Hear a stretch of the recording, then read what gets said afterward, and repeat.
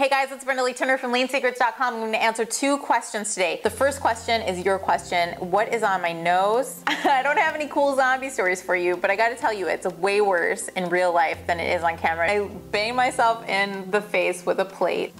True story. Now onto the real question. The real question from Tommy, and Tommy wants to know if eating at 7:30 p.m. before bed can hinder fat loss or cause fat gain. First, let's talk about the time. Is there a specific time that everyone in the world should stop eating? 6 p.m., 7 p.m., does that exist? A lot of old-fashioned fat loss experts and doctors told us that there was. No, it doesn't make a lot of sense because everybody's got a sleep schedule that's totally different. There are nurses, there are truck drivers, everybody's sleep cycle and sleep schedule is different. Unless everyone in the world is going to sleep at the same exact time, it's not even possible to say one magic number, one magic time slot. So I'm gonna throw that away. Hopefully you guys will throw that away too. If anybody in the future ever tells you that you need to stop eating at a certain magic time, ignore them. Now the next thing I want to talk about is biochemical individuality. Biochemical individuality is a fancy way of saying that what affects one body a certain way will affect a completely different body in a completely different way. So in talking about biochemical individuality, let's talk about sleep quality and how eating before bed affects your sleep quality.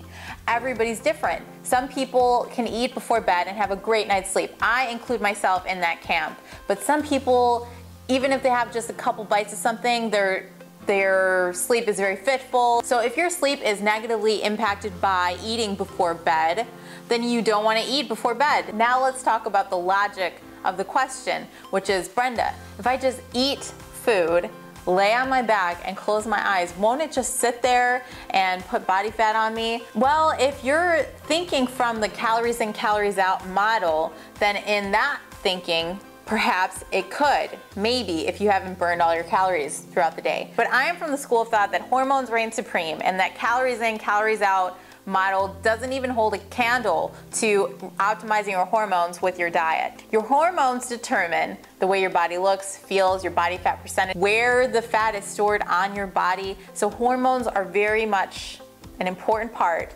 of considering what you should eat, how much you should eat, when you should eat, all of that stuff. So if we're eating to optimize hormones, the same rules apply no matter what time of day you're eating. If you're eating before bed, especially for fat loss, if your goal is fat loss, I'm talking about fat loss here, you want to make sure you're not raising your insulin too high. You want to make sure that you're not eating too huge of a meal. You want to keep your meal small. Make it like a snack-sized meal, something like almond butter with a little bit of some cucumber or some kind of greens, maybe a little salad, something like that, something that's not too sugary, not too heavy, not too carb dense. Now there's something called carb backloading where people are eating lots of carbohydrates at night, and that's great for athletic performance if you're something like a CrossFit athlete or if you're a college track athlete or any kind of athletic performance. It can definitely be a benefit to carb backload or to have those carbohydrates in your system if your main goal is performing at an optimal level, really having lots of energy when you have those early morning workouts. If you're waking up like 5 in the morning and you're going to be training for 2 hours doing heavy ass weights, then you can have some carbohydrates and you're going to burn those off anyway. And always make sure that you're keeping track of your progress. Take pictures once a week, review your energy levels, how you're sleeping, your sleep quality. I talked about the Zeo, but you can also get one of those jawbone wrist things and track your sleep.